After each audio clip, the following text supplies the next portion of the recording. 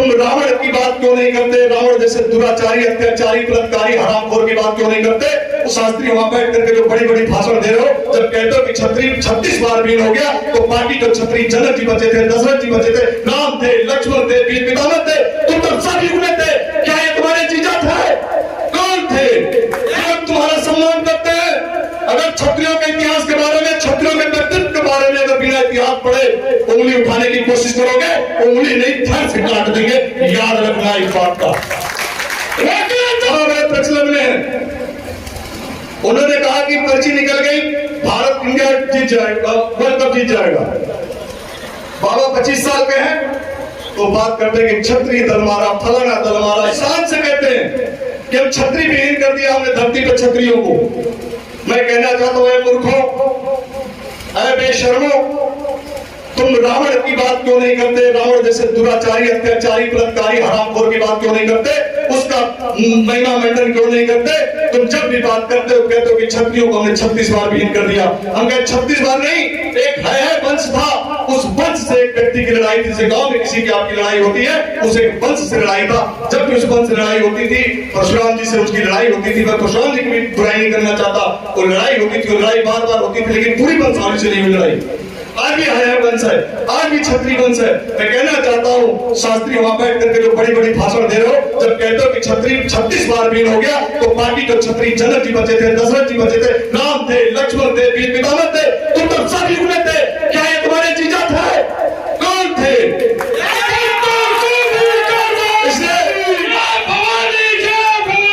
इसलिए हम तुम्हारा सम्मान करते हैं। अगर छत्रियों के इतिहास के बारे में, छत्रियों के व्यक्तित्व के बारे में अगर बिना इतिहास पढ़े उंगली उठाने की कोशिश करोगे, उंगली नहीं थर से काट देंगे, याद रखना इस बात का।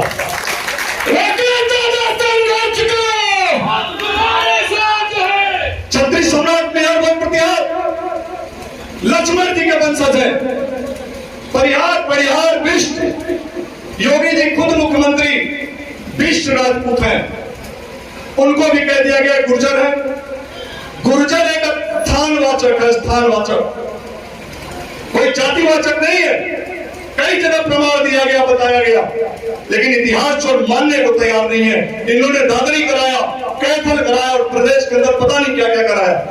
और मैं आप सभी को बताना चाहता हूँ, छत्री सम्राट सुहेलदेव बैस हो या छत्री सम्राट मीरभोज प्रतिहार हो, अगर इसकी लड़ाई लड़ने का शुरुआत किया तो ये राकेश रघुवंशी ने किया। 5 साल पहले किसी का वीडियो या किसी का कार्यक्रम दिखा दो, गुलाबी छोड़ दूंगा उस दिन से कार्यक्रम नहीं करूंगा। किसी का दिखा दो। अब बड़े बड़े मंच पर लोगों को बुलाते हो, आज इतिहास की बात अब वो करने लगे हैं, हम लोग साइड हो गए। कहते हैं, कोई कहता बारूद भर देंगे, गोली मार देंगे, ये कर देंगे, वो कर देंगे। अरे जब लड़ाई लड़ना था तो कहां थे, किस बिल में चुने थे? जो लोग मेरे साथ इस लड़ाई को लड़ रहे थे मेरे लिए आदरणीय, सम्मानित, पूजनीय। अरे उनको बुलाओ मंच पर, जिन्होंने शुरुआत की, एक सम्मान करो उनका। लेकिन उनको तुम बैग पीछे धकेल दिए और अपने आकर के आगे के बड़ी भाषण दे रहे हो। कहना यह है कि इतिहास संरक्षण की लड़ाई में पहले हम इतिहास चोरों से लड़ते थे, इतिहास चोरों के आकाओं से लड़ते थे। आज इतिहास चोरों की जगह अपने समाज में जो बैठे, जो ये नपुंसक है, उनसे भी लड़ना है, उनसे भी अपने इतिहास को बचाना है। इसलिए जग जाओ।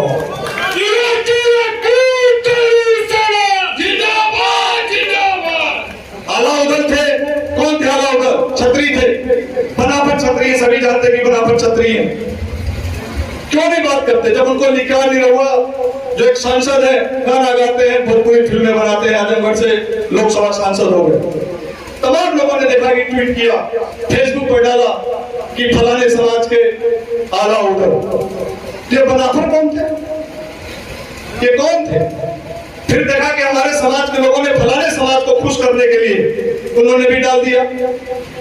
ज्यादातर हमारे समाज के अंदर ये जो बैठे हुए लोग हैं, जो राजनीति के प्योर राजनीति के, आपको लगेगा कि इस राकेश रघुवंशी जो बोला इसकी हत्या कर देंगे तो फलाना समाज का वोट मिल जाएगा, तो ये हत्या कराने से भी हराम को पीछे नहीं उठेंगे। ये ऐसा हमारा समाज के कुछ करते लोग हैं।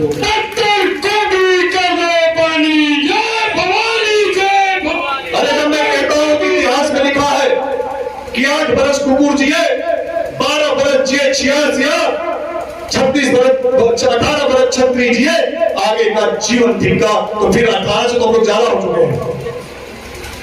मैं कहना चाहता हूं ईडब्ल्यूएस की बात करो, इतिहास की एक लंबी फहरिस्त है, इतिहास संरक्षण के लोग लड़ाई लड़ रहे हैं। ईडब्ल्यूएस की बात कर रहा हूँ, इकोनॉमिकली वीकर सेक्शन की बात कर रहा हूँ, ये बड़ी गंभीर बात कर रहा हूँ, आप सभी के सामने कर रहा हूँ। आपके घर में भी बच्चे होंगे, आज नहीं तो कल 18 साल के होंगे, आने वाले टाइम में 18 साल के होंगे, कोई 18 साल का होगा, भांजा मामा दुनिया भर के होंगे।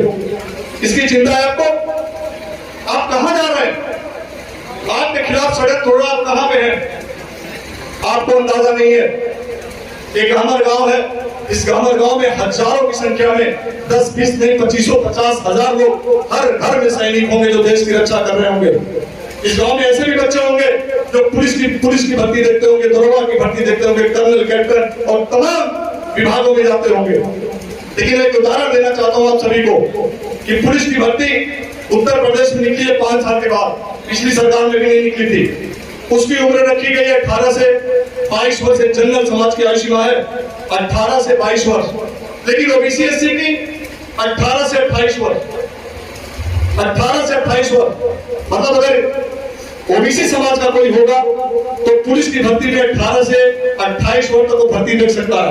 लेकिन क्षत्रिय होगा, ब्राह्मण होगा, भूमिहार होगा, वैश्य होगा, बनिया होगा, श्रीवास्तव होगा, ये 18 से जैसे 22 साल का होगा, ये योगी जी और मोदी की सरकार मिलकर उसको बुढ़ा कर देंगे कि तुम निकाल होगा। आप जानते हो भविष्य कहां जा रहा है? इस देश में सबसे गरीब और बेकार वही कहलाता है जो बेरोजगार होता है। और एक परिवार में एक बेरोजगार हो गया, उसकी आने वाली कई पीढ़ियां बर्बाद हो जाती है। इस बात का ध्यान रखो। लड़ाई लड़ रहे क्या किसी संगठन को, किसी राजनीतिक पार्टी को आपने ईडब्ल्यूएस की लड़ाई लड़ते हुए देखा तो बता दीजिए। तमाम संगठन है, तमाम राष्ट्रीय अध्यक्ष है, प्रदेश अध्यक्ष है, जिला अध्यक्ष है, षड्यंत्रकारी पूरे भरे पड़े। अगर मैं लड़ाई लड़ रहा हूं, यही सामने से पोस्ट गुजरेगी कि हमने आंदोलन किया, यहां से उंगली की हट जाएगी, शर्म आएगी। क्या हम इसको थोड़ा सा हौसला बढ़ा दें, इसको कह दें कि बहुत अच्छा काम किया, ये शर्माते हैं। लेकिन अगर कोई माफिया का लड़का हो, कोई नेता का लड़का हो, कोई फलनवा का, चट से उस पर लिखेंगे, लंबा लंबा लिखेंगे। ऐसे लोगों की लंबी लाइन है। ऐसे समाज आगे नहीं बढ़ेगा।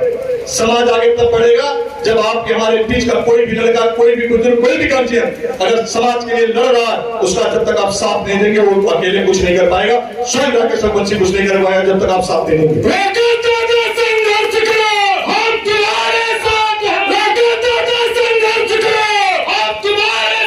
हमने ईडब्ल्यूएस को लेकर के माननीय मुख्यमंत्री जी को पत्र लिखा। हमने टेलीफोन के माध्यम से जो भी उनके सरकारी व्यवस्थाओं से संवाद करने की कोशिश की, और जब बात नहीं बनी तो हमने पूरे प्रदेश से, जो प्रदेश के जिला के जो अच्छे लोग थे, जो हमारे संगठन में अच्छे काम करते हैं, उनके छत्री रक्त से मुख्यमंत्री को पत्र लिखवाया और डीएम को ज्ञापन दिलवाया कि डीएम साहब ये पत्र जब माननीय मुख्यमंत्री जी तक दे दो, क्योंकि सवर्णों के घर में भी गरीब होते हैं, गरीबी कोई जाति देकर के नहीं आती, ये भी पुलिस में भर्ती होना चाहते हैं, इनके भी माँ बाप के सपने हैं। लेकिन योगी सरकार ने कोई ध्यान नहीं दिया। जब सरकार ने ध्यान नहीं दिया, हम सारे तरीके से फेल हो गए। तो जितने भी युवा थे, आप देख लीजिएगा मेरे ट्विटर पे, फेसबुक पर जो भी आते हैं, कमेंट लाइक आते हैं, देखिएगा कि भैया किसी तरह से कर दो, एज रिलैक्सेशन दिलवा दो, एज रिलैक्सेशन दिलवा दो। मैं कोई मुख्यमंत्री नहीं हूँ, मेरे हाथ में, मेरे कलम में कोई ताकत नहीं है। मैं केवल एक समाज का एक छोटा सा सिपाही हूँ जो आपकी बात को अपने माध्यम से, सोशल मीडिया के माध्यम से, आपके मंच के माध्यम से पहुंचा सकता हूँ। इतना ही मेरी क्षमता है। मैं कोई मुख्यमंत्री नहीं हूँ, लेकिन मैं कोशिश करूंगा। तो मैंने एक प्लान बनाया, हमने प्लान बनाया कि लखनऊ में जब इतना कोशिश मैं रहता हूँ, लखनऊ में नहीं हो पाया, तो चलिए मैं एक प्लान के साथ एक कार्यक्रम करते हैं लखनऊ में। लखनऊ में हम लोगों ने कार्यक्रम के लिए तैयारी की, और तैयारी करने के बाद हम लोग गए थे कमिश्नर के पास। हमारे जिला अध्यक्ष राजबड़ी जी भी यहीं पे हैं। कमिश्नर के पास गए, कमिश्नर ने एक ही चीज कहा कि आप जो है यहाँ पे ईडब्ल्यूएस को लेकर के आंदोलन करने के लिए विधानसभा पे आना चाहते हैं, गलती मत करिएगा। यहाँ पे क्या सपा, बसपा, कांग्रेस, आम आदमी पार्टी, किसी को देखा क्या लखनऊ के अंदर जब से बाबा की सरकार है किसी ने आंदोलन किया? किसी की हिम्मत है क्या? कोई आंदोलन देखा क्या आपने? और आपने वैसे सोच लिया। हमने कहा कमिश्नर साहब, डीएम साहब, सुन लीजिए, हम तो केवल एक कार्यक्रम करने जा रहे हैं और कार्यक्रम का परमिशन लेने नहीं आए हैं। हम आपको केवल अवगत कराने आए हैं। अगर आपको रोकना हो तो रोक करके दिखा देना, कार्यक्रम अध्यक्ष कर।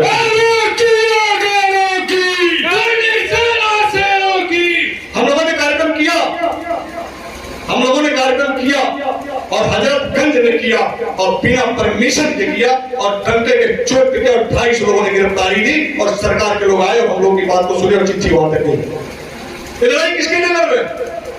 हम क्या गवर्नमेंट में चुनाव लड़ने आए हैं या भाषण देकर नेता बनने आए? अरे हम तो आपके बीच में हैं। 5 साल पहले हमको पता नहीं था कि जिला अध्यक्ष होता क्या है। मेरे कई पीढ़ियों में 150 का परिवार है हम लोगों का। उस जिस गांव से आता हूं, हमारे गांव परिवार में एक ग्राम पंचायत का 7वीं पीढ़ी में कोई सदस्य नहीं है। सदस्य मैं इकलौता व्यक्ति हूं जो मुझे भी नहीं पता था कि जिला अध्यक्ष क्या होता। लेकिन मां भवानी की कृपा, जब पद्मावत फिल्म आई थी, आप सभी को याद है, जब संजय लीला बंसाली को जूते पड़े थे, याद है आप सभी को कि मां पद्मिनी के सम्मान में जो आंदोलन चल रहा था प्रदेश के अंदर, जो तोड़-फोड़ मची हुई थी, सब कुछ और मैं ऑनलाइन बोल रहा हूं और लेखला मीडिया वालों, उसका इकलौता गुनहगार हूं मैं। खुलेआम स्वीकार करता हूं कि अपनी मां पद्मिनी के सम्मान में मैंने ये सब करवाया था और पूरे देश में मां पद्मिनी के सम्मान में आंदोलन हुआ था और संजय लीला बंसाली को फिल्मों में कट करना पड़ा था। उस समय की मुहिम आज उठा करके आप देख लीजिए। उस समय की मुहिम है कि आज के डेट में जितनी भी फिल्में बन रही, कहीं राम दिखाई दे रहे हो, कहीं लक्ष्मण, कहीं मां भगवती, कहीं कोई न कोई, आज फिल्मों का स्ट्रक्चर बिल्कुल बदल गया और किसी भी डायरेक्टर की औकात नहीं है कि अगर किसी महापुरुषों के खिलाफ कोई फिल्म बना देंगे, इनके देवी देवताओं पे बना देंगे, एक गढ़ सेना वाले जूते लेकर के आएंगे और हमें मारेंगे, इसलिए डर पैदा कर देंगे। अगर मेरे बुजुर्ग, अगर आज के आजादी के पहले 75वीं आजादी मना दी गई है इस देश में, अगर बहुत पहले क्षेत्रीय होते जो फिल्में बनती थी, अमरीश पुरी गद्दार था, क्या करता था, ठाकुर था, ठाकुर शाह, उसको बहुत बढ़िया दिखाया जाता था और ठाकुर साहब क्या करते थे, गरीबों की जमीन लूट लेते थे, किसी चमार बिरादरी की, किसी कोयरी बिरादरी की, किसी फलाने